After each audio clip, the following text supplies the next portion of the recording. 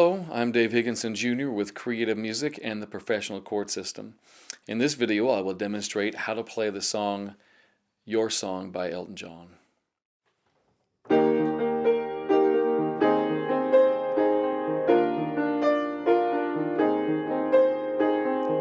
It's a little bit funny, this feeling inside. I'm not one of those who can easily hide. I don't have much of money, but boy, if I did, I'd buy a big house where we both could live. And you can tell everybody this is your song. It may be quite simple, but now that it's done, I hope you don't mind, I hope you don't mind that I put down the words. How wonderful life is while you're in the world.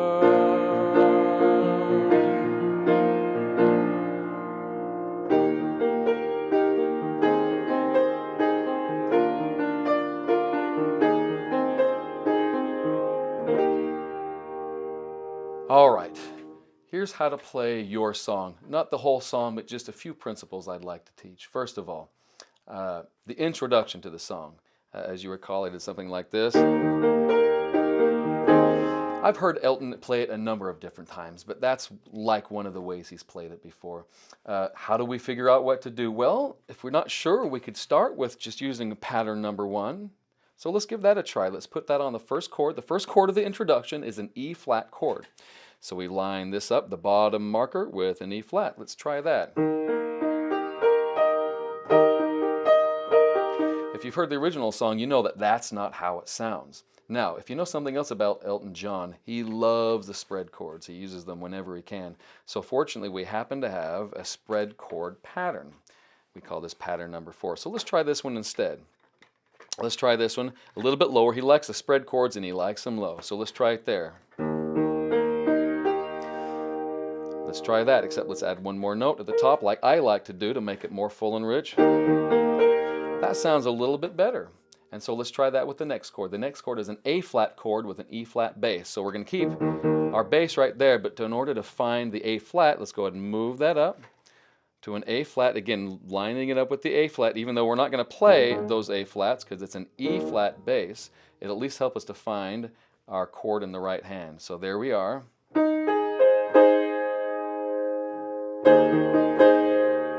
Sounds good. Let's try it the next one. The next one is a B flat chord with an E flat bass, so move it to the B flat to help us find our chord in the right hand, and that will be our chord there. So now let's try it, but again, in order to make the rhythm sound more full and rich and doable, I add one extra note. Let's try that again.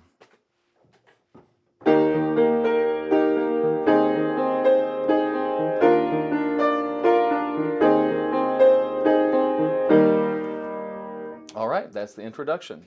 Now another principle I'd like to teach with this song is a chord progression in this song. We'll of course put these chords up on the screen for you to see, but the chord progression I want to demonstrate is a C minor to a C minor with a B flat bass, and then to an A minor 7 flat 5.